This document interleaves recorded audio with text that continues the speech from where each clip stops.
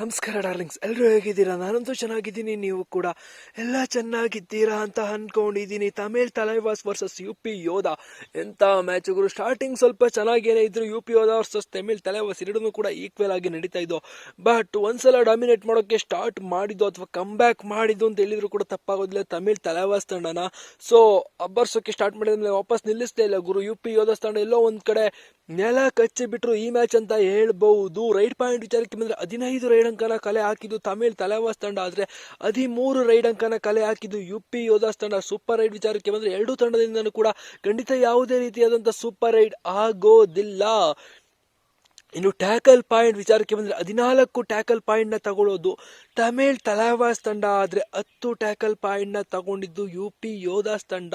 All out point ವಿಚಾರಕ್ಕೆ ಬಂದ್ರೆ 2 all out ಅಂಕನ ಕಲೆ ಹಾಕುತ್ತೆ. ಯಾಕೆಂದ್ರೆ ಒಂದು ಬಾರಿ UP ಯೋಧಾಸ್ ತಂಡ ಆಲ್ಔಟ್ ಆಗುತ್ತೆ ತಮಿಳ್ ತಲೈವಾಸ್ ತಂಡದ ವಿರುದ್ಧ. ಬಟ್ ಎಕ್ಸ್ಟ್ರಾ ಪಾಯಿಂಟ್ ವಿಚಾರಕ್ಕೆ ಬಂದ್ರೆ ಒಂದು ಎಕ್ಸ್ಟ್ರಾ ಪಾಯಿಂಟ್ ನ ತಮಿಳ್ ತಲೈವಾಸ್ ತಂಡ ಗಳಿಸ್ಕೊಂಡ್ರೆ 2 ಎಕ್ಸ್ಟ್ರಾ ಪಾಯಿಂಟ್ ನ ಗಳಿಸ್ಕೊಂಡಿದ್ದು UP ಯೋಧಾಸ್ ತಂಡ. ಸೊ ಅದು ಒಂಥರ ಆಲ್ಔಟ್ ವಿಚಾರಕ್ಕೇನೆ ಬರುತ್ತೆ. ಬಟ್ UP ಯೋಧಾಸ್ ತಂಡದ ರೈಡರ್ಸ್ಗಳು ಸಾಕಷ್ಟು ಫೇಲ್ಯೂರ್ ಆದ್ರು ಇವತ್ತಿನ ದಿನ ಅಂತ ಹೇಳ್ಬಹುದು. ಸೊ ಯಾರು ಅವರಿಗೆ ಸ್ವಲ್ಪ ರೈಡಿಂಗ್ ನಲ್ಲಿ ಸಪೋರ್ಟಿಂಗ್ ಮಾಡಿದ್ವಿ ಅಂತ ನೋಡೋದಾದ್ರೆ ಅದು ನಮ್ಮ ಕನ್ನಡಿಗ. ಸೊ ಅವರು ಎಷ್ಟು ಸ್ಕೋರ್ ಮಾಡಿದ್ದಾರೆ ಈ ಮ್ಯಾಚ್ ನಲ್ಲಿ ಅಂತ ಎಲ್ಲ ಕಂಪ್ಲೀಟ್ ಡೇಸ್ ನಾನು ನಿಮಗೆ ಕೊಡ್ತೀನಿ. ಅದಕ್ಕೂ ಮುಂಚೆ ನಮ್ಮ ಚಾನಲ್ಗೆ ನೀವು ಇನ್ನು ಸಬ್ಸ್ಕ್ರೈಬ್ ಆಗಿಲ್ಲ ಅಂದ್ರೆ ಬೇಗ ಸಬ್ಸ್ಕ್ರೈಬ್ ಆಗಿಬಿಡಿ. ಪಕ್ಕದಲ್ಲೇ ಇರುವಂತ ಬೆಲ್ ಐಕನ್ ಒತ್ಬಿಟ್ಟು ಹಾಲಂತ ಸೆಲೆಕ್ಷನ್ ಮಾಡ್ಬಿಟ್ಟು ಈ ವಿಡಿಯೋಗೆ ಒಂದು ಲೈಕ್ಸ್ ಮಾಡಿಬಿಡಿ. ಸೊ ಮಾಡಿದ್ರ ಬನ್ನಿ ಇವಾಗ ಡೈರೆಕ್ಟ್ ವಿಚಾರಕ್ಕೆ ಹೊರಟೋಗ್ಬಿಡೋಣ. ಅದು ಕರ್ನಾಟಕದ ಗಗನ್ ಗೌಡ 6 ಅಂಕಗಳನ್ನ ಈ ಮ್ಯಾಚ್ ನಲ್ಲಿ ಕಲೆ ಹಾಕ್ತಾರೆ.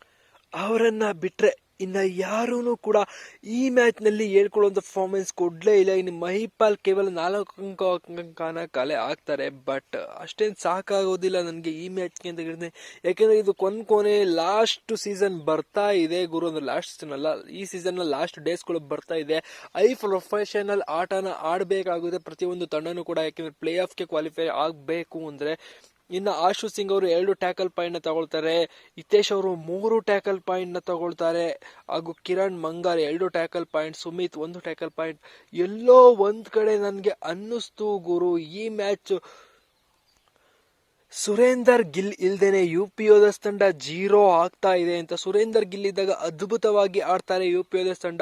ಜೊತೆಗೆ ಪ್ರದೀಪ್ ನರ್ವಾಲ್ ಅವರು ಫಾರ್ಮಲ್ ಬೇರೆ ಇಲ್ಲ, ಈ ಮ್ಯಾಚ್ ಕೂಡ ಆಡಿಸ್ಲೇ ಇಲ್ಲ. ಸೊ ಏನಾಯ್ತು, ಪ್ರದೀಪ್ ನರ್ವಾಲ್ ವರ್ಸಸ್ ಸುರೇಂದರ್ ಗಿಲ್ ಇಬ್ರು ಕೂಡ ಈ ರೀತಿ ಆಗ್ಬಿಟ್ರೆ ಹೆಂಗೆ ಗೊತ್ತಾಗ್ತಾ ಇಲ್ಲ ಗುರು. ಆಲ್ಮೋಸ್ಟ್ ಫುಲ್ ಎಲ್ಲ ಯಂಗ್ಸ್ಟರ್ಸ್ ಗಳಿಗೇನೆ ಚಾನ್ಸ್ ಕೊಟ್ಟಿದ್ದಾರೆ UP ಯೋಧಾಸ್ ತಂಡ. ಬಟ್ ತಮಿಳ್ ತಲೈವಾಸ್ ತಂಡದ ಪರವಾಗಿ ನೋಡಿದರೆ ನರೇಂದರ್ ವೈಶ್ಯರ ಅವರು ಸೂಪರ್ 10 ನ ಈ ಮ್ಯಾಚ್ ನಲ್ಲಿ ಗಳಿಸ್ಕೊಳ್ತಾರೆ ಅದ್ಭುತವಾಗಿ. UP ಯೋಧಾಸ್ ತಂಡಕ್ಕೆ ಕಂಟಕವಾಗಿ ಕಾಣಿಸ್ಕೊಳ್ತಾರೆ. ತಮಿಳ್ ತಲೈವಾಸ್ಗೆ ಹೀರೋ ಆಗಿದ್ದು ಈ ನರೇಂದರ್ ವೈಶ್ಯರ. ಇನ್ನು ಸಾಹಿಲ್ ಸಿಂಗ್ ಅವರು 6 ಟ್ಯಾಕಲ್ ಪಾಯಿಂಟ್ ನ ಈ ಮ್ಯಾಚ್ ನಲ್ಲಿ ಗಳಿಸೋದ್ರ ಮೂಲಕ I5 ಬೇರೆ ಗಳಿಸ್ಕೊಳ್ತಾರೆ. ಇನ್ನು ಹಿಮಾಂಶು ನರ್ವಾಲ್ 4 ಟಚ್ ಪಾಯಿಂಟ್ ಬೇರೆ ತಗೊಳ್ತಾರೆ.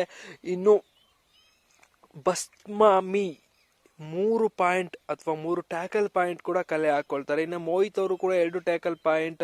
ಇನ್ನು ಮೊಹಮ್ಮದ್ ರಜಾ 2 ಟ್ಯಾಕಲ್ ಪಾಯಿಂಟ್.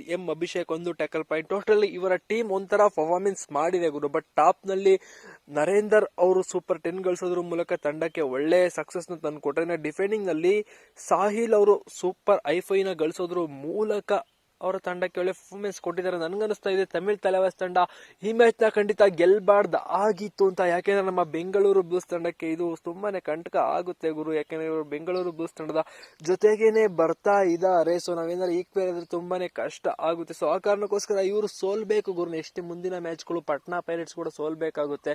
ಸೊ ನೋಡೋಣ ಏನಾಗುತ್ತೆ ಈ ಸೀಸನ್. ನಮ್ಮ ಬೆಂಗಳೂರು ಬುಲ್ಸ್ ಕ್ವಾಲಿಫೈ ಆಗುತ್ತೋ ಇಲ್ವೋ ಅನ್ನೋದು ಖಂಡಿತ ಗೊತ್ತಾಗ್ತಾ ಇಲ್ಲ ಗುರು. ಸೊ ನಿಮ್ಗೆ ಅನ್ಸುತ್ತೆ ಕಮೆಂಟ್ ಸೆಕ್ಷನ್ ಅಲ್ಲಿ ಕಮೆಂಟ್ ಮಾಡಿ. ನೆಕ್ಸ್ಟ್ ಕಾಯ್ತಾ ಇರಿ. ಅಲ್ಲಿವರೆಗೂ tata, bye bye, see you.